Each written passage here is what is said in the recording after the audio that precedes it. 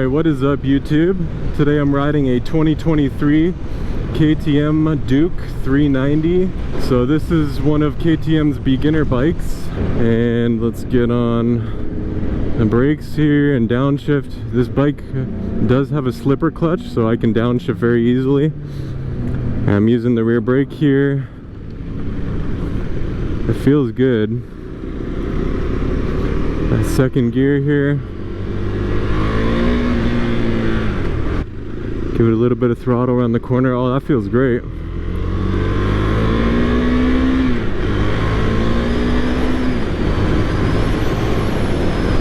You do have to rev out the bike pretty good to get some power out of it. But once you do rev it out, it does have some power. So immediately I'm thinking about how light this bike feels already. Everything about it just feels super light. So going around a corner here, it feels super easy to turn over.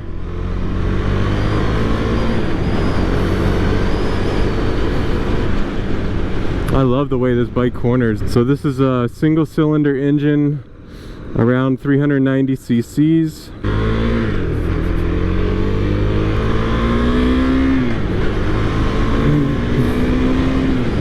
It's got some decent power. Wow, I'm impressed. So you do have to rev it out a bit, but it's got some good mid-range and upper range power here.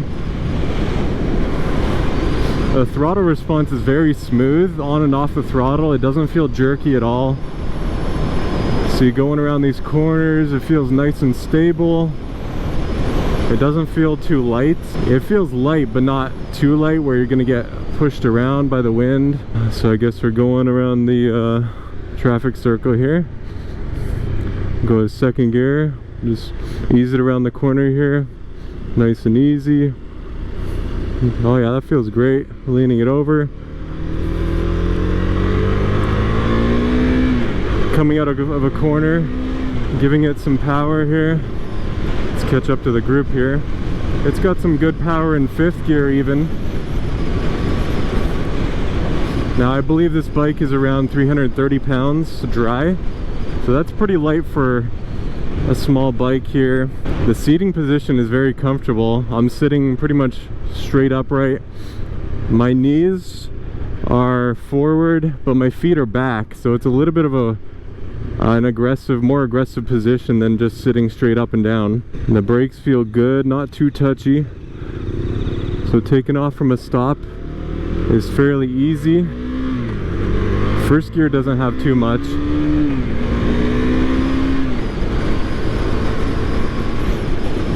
The clutch pull is very easy. I can pull on the clutch with one finger, so it's very easy to use. It's a little bit vague on the friction zone, I think.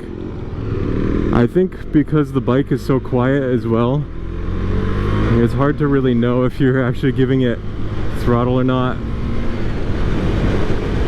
This is a single cylinder engine, so it's a little bit vibey, a little bit of vibrations when you're rolling around here, but I don't mind it yet. I think on a longer trip it would get pretty annoying. I mean, they don't call these thumpers for nothing.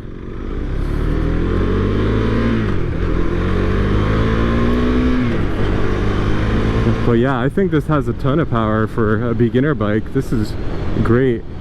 Sending it around a corner here, it feels great.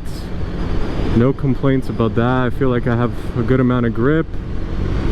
And I don't feel like I could feel out of control on this bike. It feels very reserved initially, and you really have to kind of wind it out. But I think this would be fun for a while, maybe a year or two. This would be fun to rip around if you're a beginner. The seat height is pretty good. I'm flat footing both sides here. I'm 5'11", and I think it's a little bit taller than the Ninja 400. I think it feels a little bit taller. Still a pretty low sitting bike, and I have no issues with it.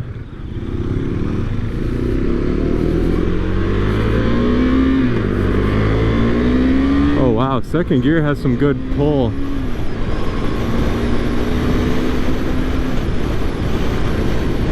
Yeah, honestly, that's quite a bit of power. Like, I am thoroughly impressed. I was not expecting that much torque.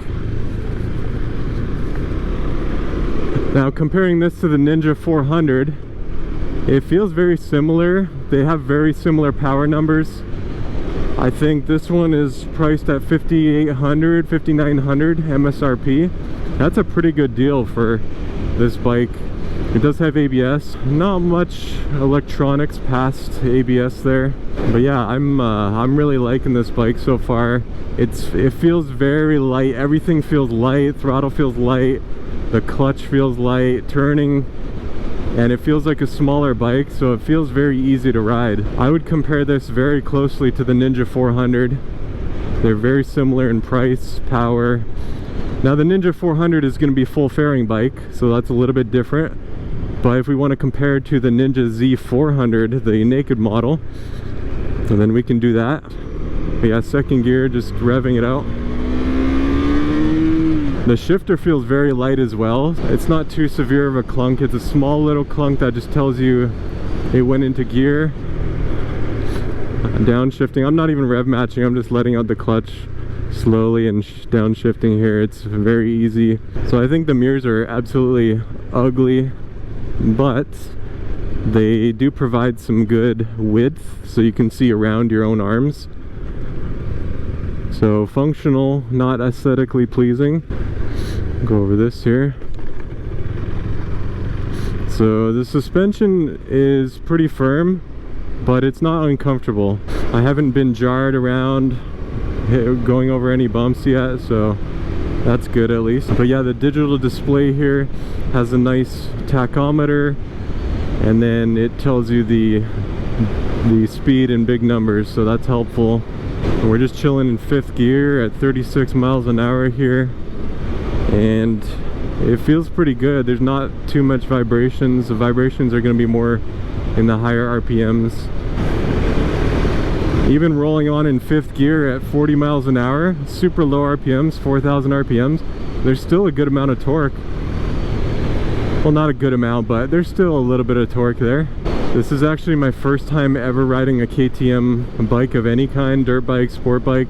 So this is a new experience for me, experiencing a new vendor, a new brand. But I gotta say, I'm thoroughly impressed. This bike for only $5,900 MSRP, that's a really good deal.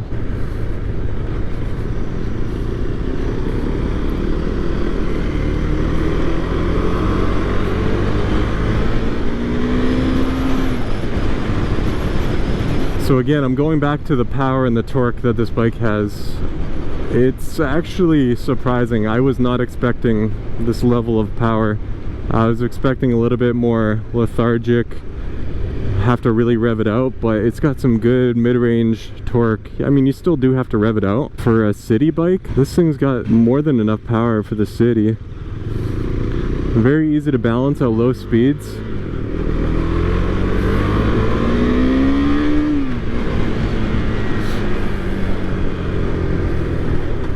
And all the controls are in a good place here. The brakes are in a good spot. I can easily get to them. There's some bikes that it's just hard to get to the rear brake pedal and the gear shifter.